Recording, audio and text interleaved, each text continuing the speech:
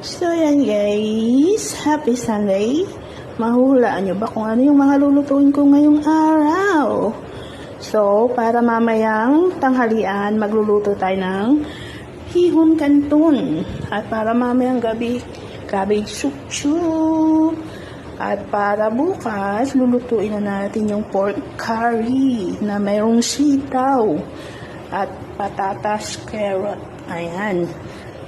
So, tatlo ang ating lulutuin ngayong araw. Yan yung ating cabbage soup, guys. Done na siya. One down. Yan yung ating pancake. Para ngayong tanghalian.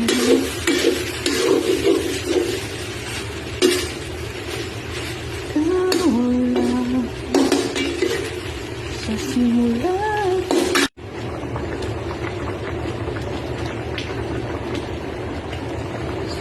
So, ayan guys, yung ating pork curry. Para bukas yan, lalagay lang natin sa ref. Kasi mas masarap daw siya pag nalileft over. Kaya niluto na natin ngayon para bukas. Meron na tayong tanghalian. Tanghalian o hapunan. Alin lang dun sa dalawa. Ayan, lalagay na natin yung gata. Malagata. Ayan. Ating pork curry guys. Pakuluan lang natin ng konti. And wala. Sana sa simula't sinabi mo. So, yan guys.